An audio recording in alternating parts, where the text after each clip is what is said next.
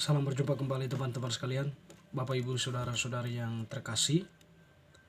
Pada kesempatan ini saya mengajak kita kembali lagi untuk mempersiapkan sedikit waktu kita mendengarkan sabda Tuhan yang kita ambil dari Penginjil Matius bab 4 ayat 18 sampai 22. Yesus memanggil murid-murid yang pertama.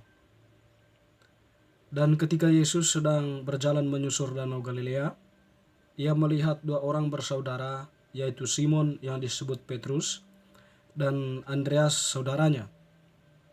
Mereka sedang menebarkan jala di danau, sebab mereka penjala ikan. Yesus berkata kepada mereka, "Mari, ikutlah aku, dan kamu akan kujadikan penjala manusia." Lalu mereka pun segera meninggalkan jalannya dan mengikuti dia. Dan setelah Yesus pergi dari sana, dilihatnya pula dua orang bersaudara, yaitu Yakobus anak Zebedeus dan Yohanes saudaranya bersama ayah mereka Zebedeus sedang membereskan jala di dalam perahu.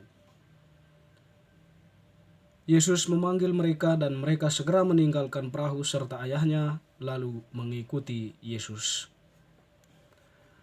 Demikianlah sabda Tuhan, terpujilah Kristus. Bapak Ibu, saudara-saudari, teman-teman sekalian yang terkasih, Penginjil Matius yang kita dengarkan tadi bertepatan dengan pesta Santo Andreas Rasul ya.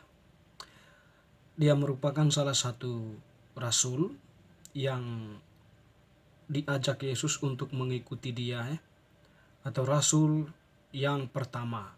Nah, di mana Yesus memanggil dia ketika mereka sedang bekerja sebagai penjala ikan ya di pinggir pantai sedang membereskan jalannya. Yesus memanggil mereka, "Mari ikutlah aku, kamu akan kujadikan penjala manusia." Tentu di sini Andreas saudara Petrus dikatakan tadi di situ ya, mereka segera meninggalkan jalannya lalu mengikuti Yesus. Dan satu yang menarik di situ, pekerjaan yang mereka lakukan, pekerjaan yang menjadi profesi mereka itu diagungkan atau diangkat derajatnya oleh Yesus ya, bahwa pekerjaan mereka itu diangkat oleh Yesus dalam posisi rasul, yaitu Andreas dan Petrus. Mereka tetap posisi sebagai dalam spiritualitas nelayan.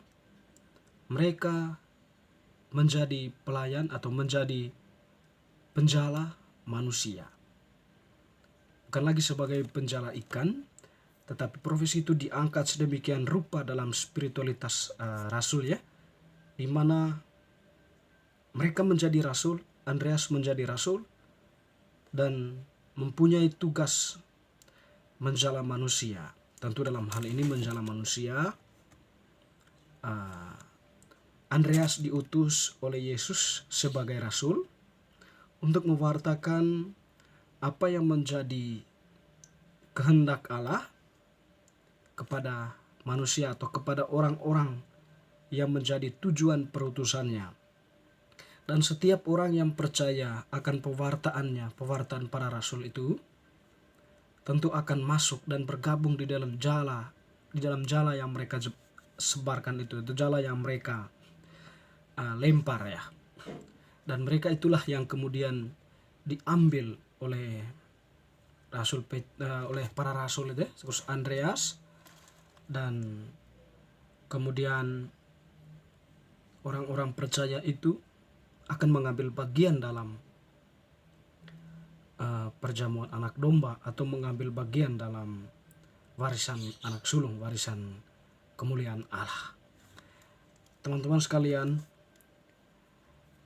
kalau kita kembali ke dalam konteks kita sebagai orang percaya ya, percaya kepada Kristus, kita pun sebenarnya ini adalah rasul ya. Melalui sakramen baptis yang kita terima, kita sebagai rasul kecil dalam arti tanda ini. Di situ kita diutus juga untuk mewartakan apa yang seharusnya kita wartakan, menjadi imam, ya nabi dan raja, ya itu spiritualitas yang kita punya, yang setidaknya secara sederhana kita mulai dari dalam diri kita. Kita menuntun diri kita, menjala diri kita sendiri untuk semakin dekat dengan Tuhan.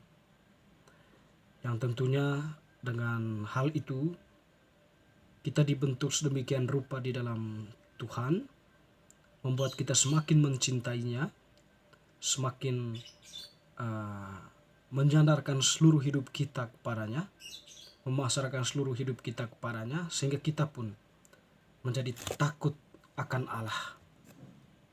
Kita hanya mencintai kebenaran dan kebaikan. Yang tentunya hal itu tidak hanya berhenti pada pembicaraan atau wacana-wacana, ya, tetapi dipraktekkan langsung. Kita terjun langsung ke lapangan. Dan tentunya kita sudah mempunyai lapangan, ya, dalam keluarga, masyarakat, tempat kerja. Itu sekiranya lapangan kita, tempat kita untuk menebarkan apa yang menjadi kebaikan Allah, atau apa yang menjadi kehendak Allah untuk dilakukan oleh kita sebagai murid. Tentu ada banyak hal yang mesti kita lakukan, yaitu ya kita di sana bertindak adil, jujur, bertanggung jawab, setia dan sebagainya. Hal-hal seperti itu kita tunjukkan di sana. Tentu semuanya itu ya untuk menunjukkan kepada dunia bahwa Tuhan kita mengajarkan hal-hal seperti itu pada kita. Memang tidak terlepas dari berbagai banyaknya godaan-godaan, ya, tawaran-tawaran kenikmatan dunia yang membuat kita tergiur dengan semuanya itu. Tapi Tuhan mengatakan, atau lebih baik, ya, lebih mementingkan suatu poin, yaitu kerajaan Allah itu. Dan semuanya itu akan ditambahkan oleh Tuhan sendiri. Tuhan dalam ketaatannya kepada Allah, dia digoda di padang gurun sebanyak 3 kali.